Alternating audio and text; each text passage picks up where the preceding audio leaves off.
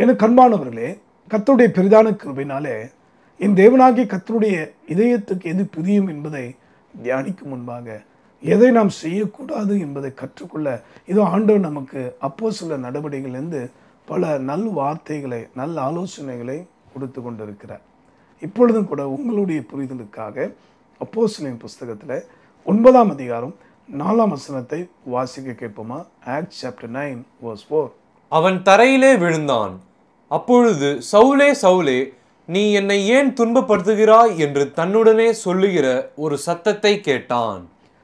ஏன் என்னை துன்பப்படுத்துகிறாய் என்கிற தன்னுடனே சொல்லக்கூடிய ஒரு சத்தத்தை அவன் கேட்டான். அன்பானவர்களே, இந்த வார்த்தை எங்கேயோ யாருக்கோ கிடையாது. இந்த வார்த்தை கேட்குற ஒவ்வொருக்கும் இது சொந்தமாகணும். ஏன்னா இந்த வேத வாக்கியங்கள் வெறுமையாக ஒரு நாளும் திரும்புவதில்லை. உங்கள் பலனுக்காக, நன்மைக்காக நீங்கள் ஆவிக்குரிய வாழ்க்கையிலும் உலக ரீதியான வாழ்விலும் வளர்ச்சி அடைய வேண்டும். உங்கள் கண்களில் மகா பிரகாசமான கண்களாய் மாறும்போது தான் இங்கே சொல்லப்படுகிற நல்ல ஆலோசனைப்படி உங்கள் குடும்பத்தை, உங்கள் வியாபாரத்தை, உங்கள் தனிப்பட்ட வாழ்க்கையை நீங்கள் அமைத்து கொள்ள முடியும். ஆனால் தான் இங்கே சொல்லப்பட்டிருக்கு, இயேசு ஏன் என்னை துன்பப்படுத்துகிறாய் என்று சொல்லுகிறார். பிரியமானவர்களே, நாம் இன்று நம்மை படைத்த தேவனை மகிழ்ச்சியாக்குறோமா அல்லது துன்பப்படுத்துகிறோமா? இதோ இது புரிந்து கொள்ள எவைகளை கொண்டு நாம் அவரை துன்பப்படுத்துகிறோமா? ஆதியாம் புஸ்தகத்தில் 6ஆம் அதிகாரம் 6ஆம் வசனம், ஜெனிசிஸ் சாப்டர் 6 verse 6. தாம் பூமியிலே மனுஷனை உண்டாக்கினதற்காக கர்த்தர் மனஸ்தாபப்பட்டார். பூமியிலே மனுஷர்களை உண்டாக்கினதுக்காக மனஸ்தாபப்பட்டார். அது அவர் இருதயத்துக்கு விசனமாயிருந்தது. உங்களை எண்ணி படைத்த தேவன் இதயத்துக்கு எப்படி இருந்ததா? விசனமாக இருந்ததுதான். அப்போ மனுஷனுடைய செயல்கள், மனுஷனுடைய இதயத்தில் தோன்றுகிறதான குணங்கள் அல்லது தன்மைகள் உண்டாக்கின தேவனை நோகடிக்கிறது. அதனால தான் இயேசு சொன்னார், சவுலே ஏன் என்னை துன்பப்படுத்துகிறார்? மனுஷனுடைய இதயமே, இதை கேட்கிற அன்பானவர்களை, உங்கள் இருதயம் இதுவரைக்கும் கசப்பினாலே, கோபத்தினாலே, மன்னியாத குணத்தினாலே, பெருமையினாலே, ஆணவ அகந்தையினாலே, எரிச்சலினாலே நிறைந்திருக்குமானால் இன்று மனம் திரும்பவும் கேட்போம், ஆண்டவரே சுத்தமாக்கும் ஆண்டவரே, சுத்தம் விரும்பும் சுத்த ஜோதியே, விரும்பா சுத்தம் யாவும் நீக்கும் என்று பாடுவது பெரிதல்ல. நாம் இடம் கொடுக்கும் போது தான் கர்த்தர் கிரியை செய்வார். ஆக இங்கே சொல்லப்பட்டிருக்கிறது, மனுஷனுடைய இதயத்திலே தோன்றுகிற காரியங்கள் எல்லாம் அதை உருவாக்கின தேவனாகிய கர்த்தருடைய மனதுக்கு விசனமாக இருக்கிறது. துன்பப்படுத்துகிறாய். இதயத்தினாலே நம்முடைய இதயத்தின் தோற்றம், நம்முடைய இதயத்தின் நினைவுகளை அறிந்திருக்கிற கர்த்தர், நீங்கள் ஏன் என்னை துன்பப்படுத்துங்கன்னு நம்மளை பார்த்து கேட்குறார். சரிங்க, அப்படி என்ன அப்படி இதயத்தில் வந்துடுச்சா? நல்ல காரியம் செய்கிறதுல கூட நமக்கு நன்மையும் இருக்குது, தீமையும் இருக்குங்க. இந்த நன்மையை பற்றி தான் நம்ம இப்போ சிந்திக்க போகிறோம். யோனாவின் புஸ்தகத்தில் 4ஆம் அதிகாரம் 9ஆம் வசனத்தை வாசிக்க கேட்போமா? யோனா சாப்டர் 4 verse 9. அப்பொழுது தேவன் யோனாவை நோக்கி, நீ ஆமணிக்க நிமித்தம் எரிச்சலா இருக்கிறது நல்லதோ என்றார். அதற்கு அவன், நான் மரண பரியந்தமும் எரிச்சலா இருக்கிறது நல்லதுதான் என்றான். தேவாதி தேவன் சொல்றாரு, அன்னைக்கு கூட பவுலை பார்த்து கேட்டா, ஏன் துன்பப்படுத்துகிறாய்? நான் அப்படி தான் செய்வேன், எனக்கு கேட்க ஆள் உண்டா, நீர் யாரு அப்படின்னு ஆணவத்தில் அகந்தில் அவன் பேசலை. ஆனால் இங்கே யோனா பார்த்தீங்கன்னா எப்படிப்பட்ட எரிச்சலாக இருந்தான். அவரை முடிவு கட்டிட்டான், நான் மரணம் பரிந்தும் எரிச்சலாக இருப்பது தான் நல்லதுன்ட்டான். அப்போ தேவாதி தேவனுக்கே புத்தி சொல்லும் அளவுக்கு அந்த சர்வ வல்லவர் அவனுக்கு பாடங்களை சொல்லிக் கொடுக்க, அவனை நல்ல மனுஷனாக மாற்ற தான் விருப்பப்பட்டார். நல்லா கவனிங்க, யோனா ஒரு சின்ன தீர்க்கதரிசி தான். ஆண்டவர் நினிவே பட்டணத்தை கவுப்பேன்னு சொன்னார். ஆனால் அந்த ஜனங்கள், ஆடு மாடுகள் முதல் கொண்டு எல்லாம் ரட்டுடுத்தி உபவாசமாக இருந்து ஆண்டவரிடத்தில் தங்களுடைய பாவங்களுக்கு அழுகிட்டு கண்ணீர் விட்டு மனம் திறந்து நினைத்தோம். ஆண்டவர் அந்த ஜனங்களுக்கு மன்னித்தார். அவர்களுக்கு வர வேண்டிய தீங்குக்காக மனஸ்தாபப்பட்டு அவர்களை மன்னித்தார். ஆனால் யோனா தான் சொன்னது நிறைவேறலையே என்கிறதா. அதான் வேதம் சொல்லுது, மனுஷனுடைய கோபம் தேவனுடைய நீதியை நடப்பிக்க மாட்டாதே. என் அன்பானவர்களை, எரிச்சலாக இருக்கிற அந்த சுபாவத்தை விட்டு வெளியே வாங்க. இன்றைக்கு நீங்கள் நல்லா இருக்கணும்னு நினச்சி சிலர் சொல்லுவாங்க, பிரதர் சிஸ்டர் இப்படி ட்ரெஸ் பண்ணாதீங்க, இப்படி பேசிக்கிடாதீங்க, இப்படி இரவு நேரத்தில் இந்த நேரம் கடந்து யாரோடும் ஃபோனில் ரொம்ப நேரம் பேசாதீங்க, இப்படி பல நல்ல ஆலோசனைகளை வாலிப பிள்ளைகளுக்கு பெற்றோர் தருவாங்க. அதே போல் ஊழியக்காரங்க தன்னுடைய விசுவாசிகளுக்கு கொடுப்பாங்க. அதே போல் நல்ல ஆவிக்குரிய அனுபவம் உள்ள ஊழியர்கள், வளர்ந்து வருகிற அருமையான வாலிப ஊழியர்களுக்கு, இளைஞர்களுக்கு அறிவு சொல்லுவாங்க. ஆனால் இன்னைக்கு தனக்கு எல்லாம் தெரியும் என்கிற எண்ணத்தில், தனக்கு எல்லாம் இருக்கின்ற பெருமையில் எத்தனை பேர் இன்றைக்கு அழிவை நோக்கி பிரயாணப்பட்டு கொண்டிருக்கிறாங்க. இது சொல்லும்போது கூட சிலர் மனதில் எரிச்சல் வருகிறதோ, கர்த்தர் கேட்பாராக. என் அன்பானவர்களே, உங்கள் நன்மைக்காக சொல்லுகிறேன். ஆண்டவர் உங்களை நேசிக்கிறபடினால் சொல்லுகிறேன், எரிச்சல் ஆகாதீங்க. தேவனுடைய திட்டம் நிறைவேறுதா, அதுக்காக ஸ்தோத்திரம் பண்ணுங்க. இன்றைக்கி நிறைய பேர் ஒருத்தருக்கு விரோதம் ஒருத்தர் விரோதமாக பேசுவதும் தகாத வார்த்தைகளை பயன்படுத்துவதையும் பார்க்கும்போது பரலோகம் விசனப்பட்டு கொண்டிருக்கு. தயவு செய்து உங்கள் இதயத்திலே காணப்படுகிற எரிச்சல், சில மனிதர்களுக்கு சில பாடங்களை கற்றுக் கொடுக்க ஆண்டவர் அவர் சில காரியத்தை அனுமதிக்க தான் செய்வார். அது எதுவாக இருந்தாலும் who are you to ask என்று நாம் கேட்கக்கூடுமா? நீர் யார் அதை செய்ய என்று ஆண்டவருக்கு யாராவது புத்தி சொல்ல முடியுமா? சிந்தித்து பாருங்கள்.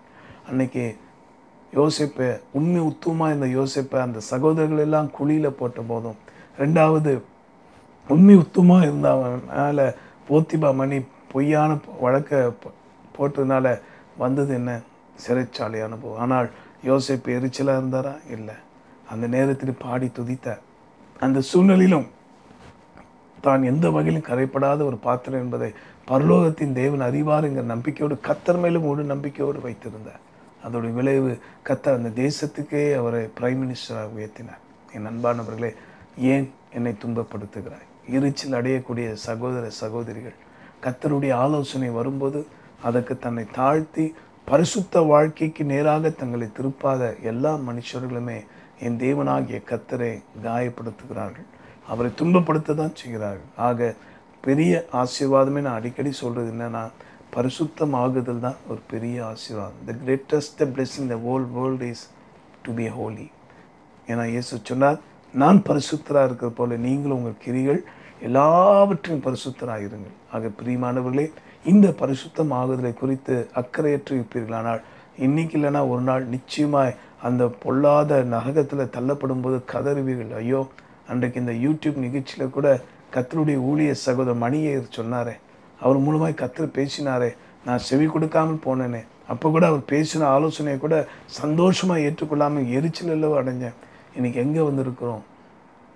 பயங்கரமான நரகத்தில் தள்ளப்பட்டிருக்கிறோமேன்னு ஒருவேளை நீங்கள் அந்த நாளை நினைத்து அழக்கூடும். தயவுசெய்து யாரும் அப்படிப்பட்ட தீங்கில சிக்கிவிடக்கூடாது என்று சொல்லி தான் பயபக்தியோடு என்னையும் சேர்த்து எனக்காகவும் வேண்டிக் கொள்ளுங்கள்ங்கிற கண்ணீரோடு தான் இந்த பணியை நாங்கள் செய்கிறோம். பிரியமானவர்களே, இந்த மனதுருக்க தேவனுடைய செய்தியை கேட்டு நீங்கள் இனி எரிச்சலாயிராதீங்க.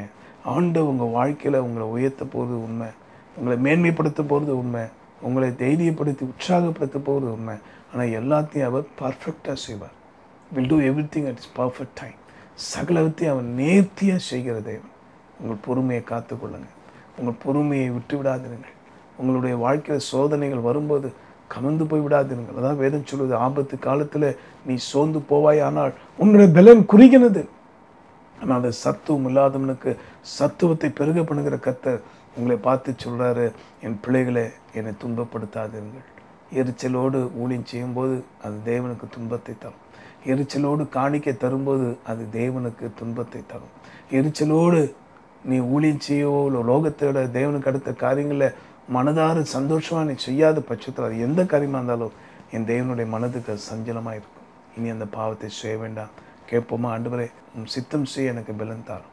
ஒருவேளை எனக்கு விருப்பம் இல்லாமல் இருக்கலாம், ஆனால் கர்த்தாவே உம்முடைய விருப்பத்தை நான் செய்து முடிக்கிற பலன் எனக்கு தாரும் என்று சொல்லி நம்மை தாழ்த்துவோம். யோனா செய்த தவறை நாம் செய்ய வேண்டாம். என் அன்பானவர்களே, ஆண்டவர் அன்பு இரக்கம் உள்ளவர். மனம் திரும்புவோமா? ஜெபிக்கலாம். அன்புள்ள ஆண்டவரே, இந்த அற்புதமான வார்த்தையின்படி ஒவ்வொருடைய மனதிலும் சந்தோஷம் பெருக்கெடுத்து ஓடட்டும். அப்பா ஆண்டவரே, உங்களுடைய மனதுர்க்கத்தின் வல்லமை இறங்கட்டும். ஒருவேளை வாழ்க்கையில் வந்திருக்கிற அந்த நோயின் கொடூரம், வாழ்க்கையில் வந்திருக்கிற அந்த பொருளாதார நஷ்டம் இவர்களை எரிச்சலடைய வைத்திருக்கலாம். நான் உண்மையாக இருந்தேனே, நான் உண்மையாக ஊழியம் செய்தேனே, நான் உண்மையாக கர்த்தர் கொடுத்தேனே, இப்படி என்னை ஏமாற்றிட்டாங்களே, இப்படி என்னை காயப்படுத்திட்டாங்களே, இப்படி என்னை உதாசப்படுத்திட்டாங்களேன்னு சொல்லி உங்கள் பிள்ளைங்க உம்மிடத்தில் விட்ட கண்ணீரை பாரும் ஆண்டவரே. தகப்பனை யார் மறந்தாலும் நீ மறக்க மாட்டே. ஒருபோதும் புறம்பே தள்ளாத நல்ல நேசர் அல்லவா. உங்கள் பிள்ளைகளை ஆற்றும் ஆண்டவரே. இப்போதே மகிமை இறங்கி வரட்டும் அப்பா. தொல்லை எல்லாம் தொலையும் ஓர் நாள், கண்ணீரும் கவலையும் நீங்கும் அண்ணா. தொல்லை எல்லாம் தொலையும் ஓர் நாள், கண்ணீரும் கவலையும் நீங்கும் அண்ணா. இரட்டிப்பான பங்கை பெற இரட்சகர் நடத்திடுவார். இரட்டிப்பான பங்கை பெற இரட்சகர் நடத்திடுவார். தேவ சித்தம் நிறைவேற என்னையும் ஒப்படைக்கிறேன். தேவ சத்தம் என்னுள்ளம் பலமாக தோணிக்குதே. தேவ சித்தம் நிறைவேற என்னையும் ஒப்படைக்கிறேன். தேவ சத்தம் என்னுள்ளம் பலமாக தோணிக்குதே. அன்புள்ள ஆண்டவரே, தங்கள் வாழ்க்கையில் எரிச்சல் அடைஞ்சதுனால எவ்வளோ நல்ல தெய்வ மனிதர்களுடைய ஐக்கியத்தை இழந்தார்களப்பா. எரிச்சல் அடைந்து பேசினதுனால நல்ல பெற்றோரை, நல்ல கணவன் மனைவியை இழந்தார்களப்பா. பிள்ளைகளுடைய அன்பை கடைசி காலத்தில் இழந்தார்களப்பா. எத்தனை தீங்கு! அந்த பொல்லாத குணம், அந்த எரிச்சலுங்கிற அந்த கேரக்டர் ஆண்டவரே தேவாதி தேவனுடைய இதயத்தை நோக்கடிக்கிறது சுவாமி. ஆணவம் கொண்டு அகந்தை கொண்டு மனுஷன் பேசும்படி வைக்கிறத அந்த பொல்லாத குணத்தை எடுத்து போடும். கேட்ட வார்த்தையின்படி நாங்கள் உண்மை பிரியப்படுத்துவர்களாக இருக்க உதவி செய்யும். இனி உண்மை துன்பப்படுத்த மாட்டோம் என்று தீர்மானம் எடுத்து என்னோடு ஜெபிக்கிற ஒவ்வொரு அன்பு பிள்ளைகளை தொட்டு ஆசீர்வதி. தங்கள் வாழ்க்கையில் தெய்வ சித்தம் நிறைவேற தங்களை தரை மட்டும் தாழ்த்தட்டும். ஆண்டவரே, சாத்தானுடைய வஞ்சக வலைக்கும் அவன் வைத்திருக்க ட்ராப்லாம் ஆண்டவரை புரிந்து கொண்டு விலகி ஓட உதவி செய்யும் அப்பா. உன் சமூகத்தில் காத்திருக்க தயவு பண்ணும். மாரநாதா, சீக்கிரம் வாரும் ஆண்டவரே. உங்களுடைய வருகையில் எங்களை ஆயத்தப்படுத்தி பிறரை ஆயத்தப்படுத்தி எங்களுக்கு கிருபைத்தார். சத்தியத்தை கேட்டதுனால எரிச்சல் அடைவார்களானால் அவர்களை மன்னி அவர்களை உணர்த்தும். தொடர்ந்து உடைய வார்த்தையை நடக்க உதவி செய்யும். ஜீவாதிபதி மீட்பர் மூலமாக வேண்டி மன்றாடுகிறோம் எங்கள் நல்ல பிதாவே, ஆமென். அன்பானவர்களே, லைட் ஆஃப் த வேர்ல்ட் மினிஸ்ட்ரிக்கு என்று ஒருவரும் எந்த சூழ்நிலையிலும் எரிச்சலோடு உதவி செய்யவோ, காணிக்கை கொடுக்கவோ, அல்லது தசமாத்தை அனுப்பவோ, அல்லது எந்த விதமான நற்பணி செய்யவோ தயவு செய்ய முன்வர வேண்டாம் என்று அன்பாக கேட்டுக்கொள்கிறேன். ஏனென்றால் அவனவன் விசனமாயம் அல்ல, கட்டாயம் அல்ல, மன உற்சாகமாக கொடுக்கிற நேரத்தில் தேவன் பிரியமாக இருக்கிறார். கடந்த 37 ஆண்டுகள், அதுவும் முழு நேர ஊழியத்துக்கு வந்து 28 ஆண்டுகளும் தேவ கிருபையினால மனப்பூர்வமாக ஒரு பணியை நாங்கள் செய்து வருகிறோம். உங்களுக்காக திறப்பிலே நான் நின்று ஜெபிப்பதை கர்த்தர் அறிவார். தொடர்ந்து உங்களுக்காக ஜெபிக்க நான் வாஞ்சிக்கிறேன். தொடர்ந்து பணிக்காக வேண்டிக் கொள்ளுங்கள். முடிந்தவர்கள் உங்களால் இயன்ற உதவி செய்து ஆசீர்வாதத்தை பெற்றுக்கொள்ளுங்கள். God bless you.